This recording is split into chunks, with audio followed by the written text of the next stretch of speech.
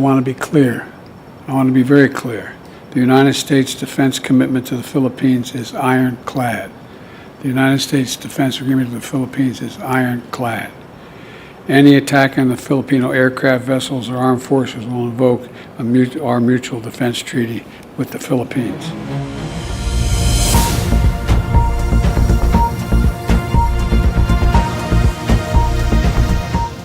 चीन और फिलीपींस के बीच ताइवान के मुद्दे पर एक नया तनाव उत्पन्न हुआ है जब फिलीपींस के राष्ट्रपति ने ताइवान के नए राष्ट्रपति को बधाई दी।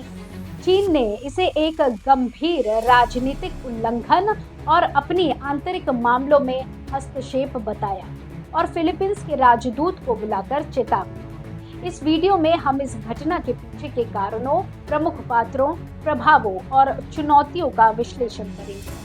नमस्कार, आप देख रहे हैं एयर। ताइवान एक द्वीप है जो चीन के दक्षिण पूर्व में स्थित है।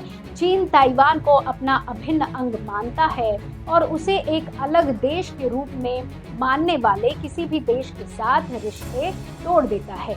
लेकिन ताइवान ने 1949 में चीन के नागरिक युद्ध के बाद से अपनी अलग पहचान बनाई है और उसके पास अपनी विधानसभा, सरकार, सेना और झंडा है। ताइवान को दुनिया के कुछ देशों ने एक अलग देश के रूप में मान्यता दी है, जिसमें फिलीपींस भी शामिल है। आपको बता दें कि इस साल ताइवान ने अपने राष्ट्रपति का चुनाव किया, जिसमें लाई चिंग-ते ने जीत हासिल की।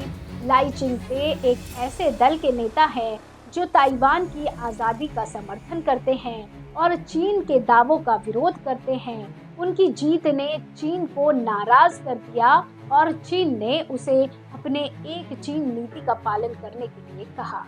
फिलीपींस के राष्ट्रपति फर्दिनांड मार्कोस ने इस बात को अनदेखा करते हुए लाई चिंग-ते को उनकी जीत की बधाई दी और उनसे सहयोग करने की इच्छा जताई। उन्होंने एक सोशल मीडिया पोस्ट में लिखा, मुझे आपकी जीत पर गर्व है और मुझे उम्मीद है कि हम फिलीपींस और ताइवान के बीच के आर्थिक, सांस्कृतिक और राजनयिक संबंधों को और मजबूत बनाने में सहयोग करेंगे। उन्होंने लाई चिंग-ते को एक विश्व स्तरीय नेता और एक विश्व के लिए एक प्रेरणा बताया।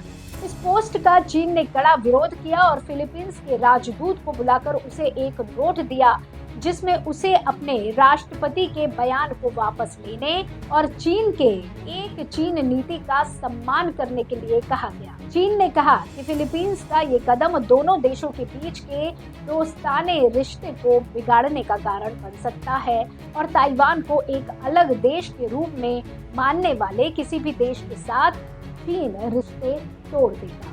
वैसे फिलीपींस के राजदूत ने चीन के आरोपों को खारिज करते हुए अपने राष्ट्रपति के बयान को एक व्यक्तिगत राय के रूप में प्रस्तुत किया और कहा कि वो फिलीपींस की बाहरी नीति का प्रतिनिधित्व नहीं करता है।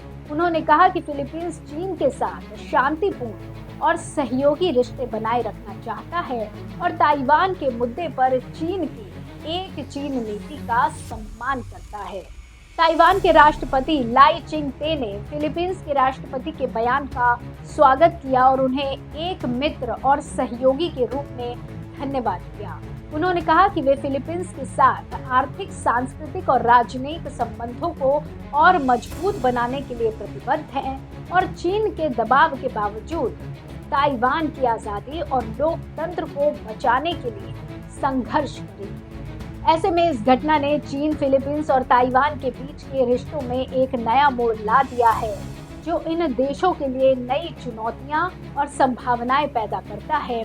चीन अपनी एक चीन नीति को लागू करने के लिए अपनी शक्ति का प्रदर्शन करना जारी रखेगा, जबकि ताइवान अपनी आज़ादी और लोकतंत्र को सुरक्षित करने के लिए अपने दोस्तों और सहयोगियों का समर्थन ढूंढेगा।